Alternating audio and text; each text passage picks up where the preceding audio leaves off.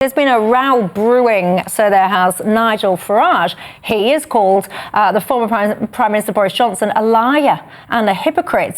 This, of course, boils down to the fact that Boris Johnson said that Nigel Farage is parroting Putin's lies on Ukraine. Are you keeping up with me? Look, this all stems from Nigel Farage in an interview with Nick Robinson, and one of the things that he was saying is, and I don't know why people people selectively ignore this point. He says he doesn't condone Putin invading Ukraine. He makes that point crystal clear, but then what he goes on to say is that actually he feels that acts that the EU and NATO have done by kind of expanding their kind of borders and all the rest of it has essentially provoked Russia. Now, this has really created a backlash, and many people are saying that this is Nigel Farage's first misstep, so to speak. What do you think to it? I'd probably agree to an extent that it is a misstep. And I think the simple point is, you know, he makes a point around NATO kind of incursion, but NATO is not an offensive alliance. NATO has always been a defensive alliance. And the way that the people of Ukraine voted to remain independent and then made a decision to join NATO to protect themselves, I think is perfectly legitimate. I think it's actually completely wrong to say that that is an incursion. However, as we know with foreign affairs, particularly with power players like Putin, it's a game of 4D chess, isn't it? You have to keep your eye on your opponent. You have to know how they might react. I suppose that's the point that Farage was trying to make. But I think this was a mistake when, you know, overwhelmingly, I think people in Britain are very pro-democracy, pro-freedom, pro-liberty, and in that sense, support Ukraine. And it's not necessarily about the exact words you say, it's how they're taken. And so in that sense, I think it is a misstep. Well, Nigel Farage, he was speaking at an event today, so he actually responded to the criticism that Boris Johnson had made. Like I said, Boris Johnson came out and attacked him on Twitter. Let's look how Nigel Farage responded. Let's have a little look at something, guys, shall we? Here is Boris Johnson. Daily Mail, are you watching? Here is Boris Johnson from 2016. This is what Boris said. Boris blames the European Union for war in Ukraine. I've got to say as well, it wasn't just Boris Johnson that said that. I think Boris said that in 2016. The Pope as well. God, when I say that with my accent, it sounds very weird, but you know what I mean? Yeah, the Pope, he said similar things as well about NATO essentially provoking Putin. Paul Embery, what says you? I agree with you and the Perp, I have to say.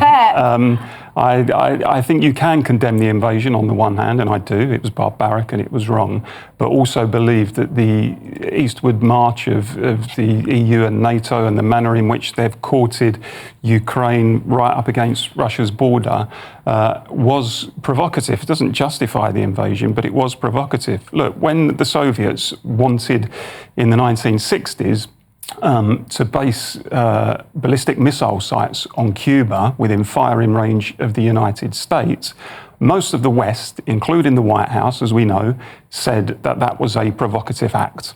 And I don't think anyone would deny that that was a provocative act. If Mexico or Canada were to enter into a military alliance with Russia and China right on America's doorstep, would the White House say, well, we have no problem with this because we respect the sovereignty of independent nation states and they should be allowed to enter into whatever military alliances they wish. It's not any of our business.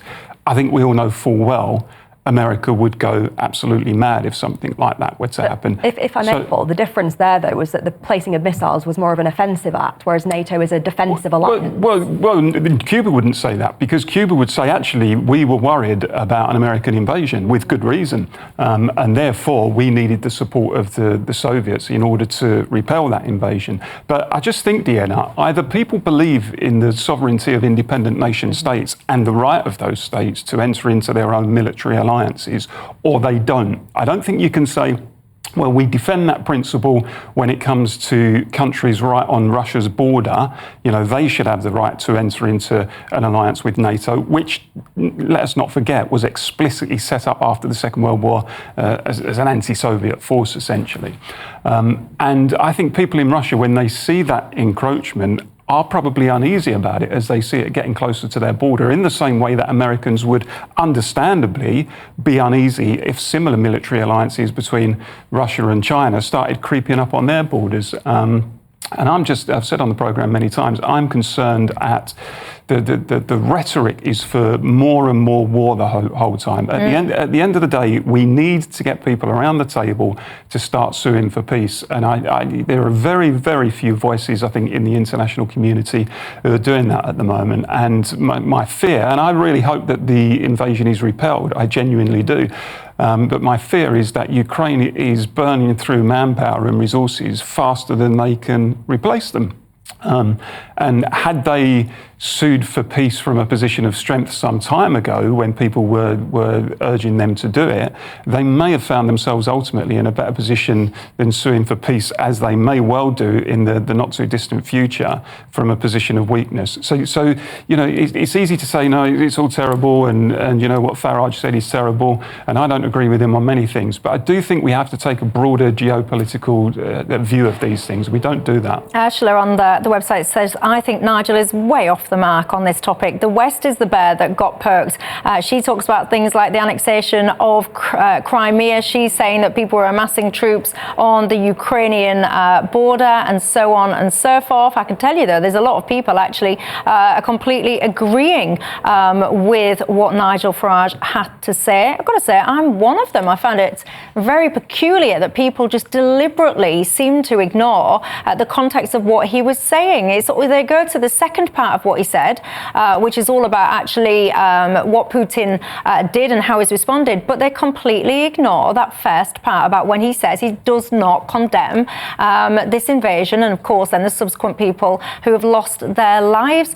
I find it interesting why people are whipping themselves up into a frenzy. Do you think it is because people are actually genuinely worried about the impact that Nigel Farage is having and the Reform Party are having on the election?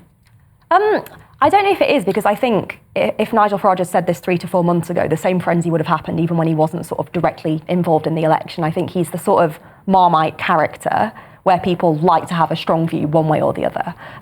But so you don't think they're making hay with this because they're desperately trying to say, because they know that there's something about the situation in Ukraine which really does galvanise people's support. It really does. And they know that. So you don't think that they're making hay with this to try and deter people from voting for Reform UK? Well, I mean, if your opponent makes a misstep, of course you do. But my point is, I don't think this is necessarily unique to the election, because I think if Nigel Farage had said this 3 to 4 months ago, there probably would have been a very similar reaction. It's a very bizarre reaction. I would have called it bizarre, a ridiculous reaction whenever it was happening.